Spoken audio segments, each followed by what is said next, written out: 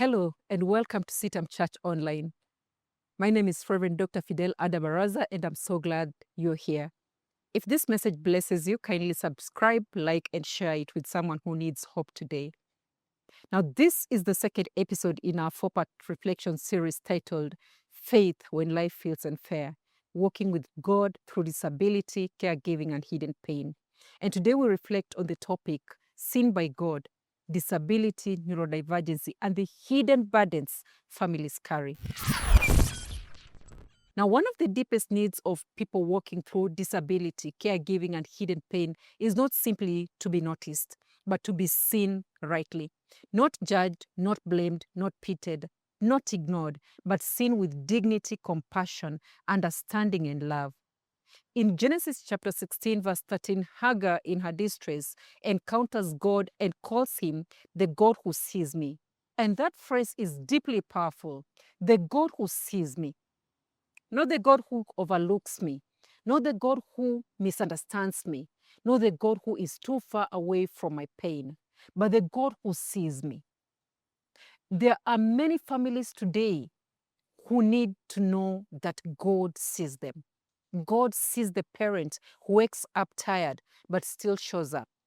God sees the child others misunderstand. God sees the caregiver who smiles in public but cries in private. God sees the family carrying hospital bills, therapy schedules, school rejection, social stigma, and spiritual questions. God sees the sibling who feels forgotten because so much attention is given to the child with higher support needs. God sees the person with a disability who longs not only to be helped, but to belong.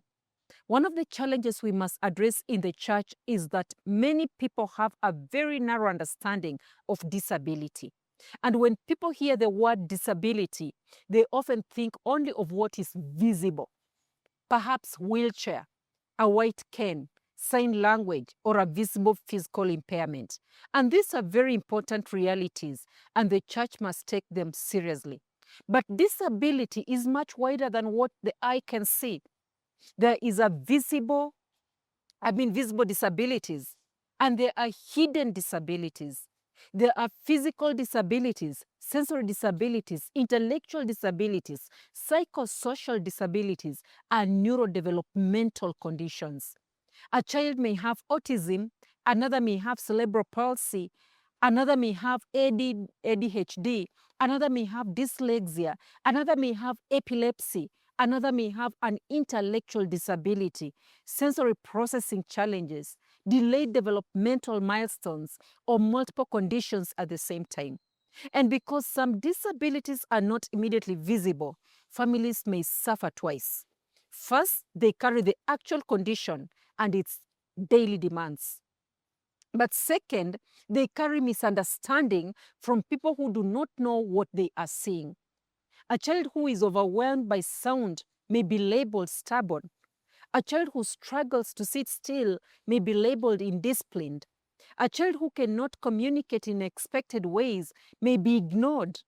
A parent may be accused of poor parenting when the real issue is neurological or developmental or sensory or communication related. And this is why awareness matters. The church cannot love well what it refuses to understand. Good intentions are not enough. We need understanding. We need humility. We need training. We need compassion that is informed by truth. In John chapter 9, the disciples saw a man born blind and asked Jesus, who sinned, this man or his parents? And that question reveals a common human tendency. When we see suffering, we often look for someone to blame.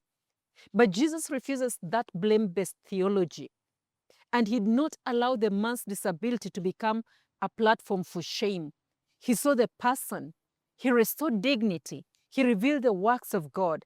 And the church must learn from Jesus. We must stop asking questions that wound. We must stop assuming that disability is always the result of sin, curses, lack of faith, or parental failure.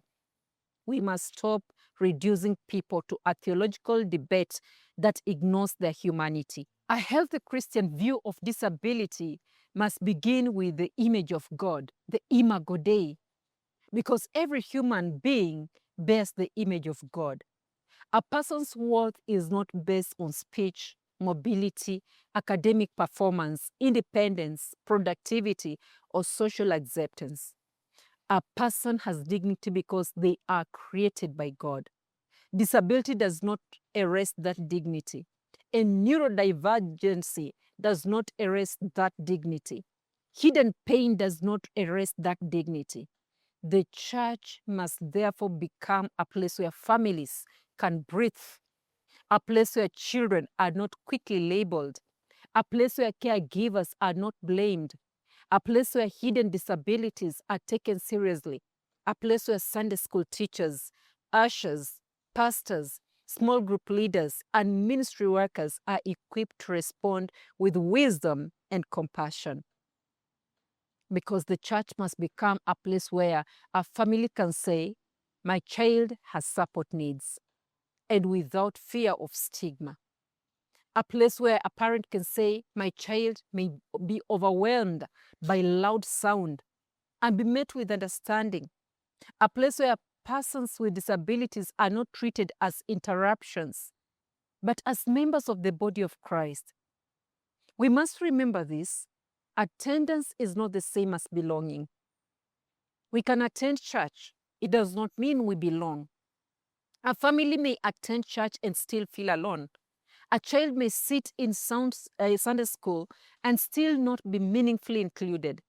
A caregiver may sit through the service and still feel anxious, judged, or unsupported. Belonging is deeper than presence. Belonging says you are seen, you are known, you are valued, you are supported, you are embraced, you are part of us. And so before the church can include well, it must learn to see well. And to see well, we must ask better questions. Not what is wrong with this child, but what support does this child need? Not why can this parent control their child, but could this be sensory overload, communication difficulty, anxiety, or developmental need? We must learn to ask not, why is this family complicated or this parent complicated, but how can we work with this family or parent in love? Compassion begins where assumption ends. I want to speak to every family that feels insane. God sees you. God sees your child. God sees your caregiving. God sees your private tears. God sees the journey others do not understand. And to the church, I say, let us become a community that reflects the eyes of Christ. Let us see with compassion. Let us listen with humility. Let us include with intentionality. Thank you for joining me today on CITAM Church Online. I'm Reverend Dr. Phidel Baraza, and if this message has blessed your heart, kindly like, subscribe, and share it with someone who needs hope today. And until next time, let's keep it Christ.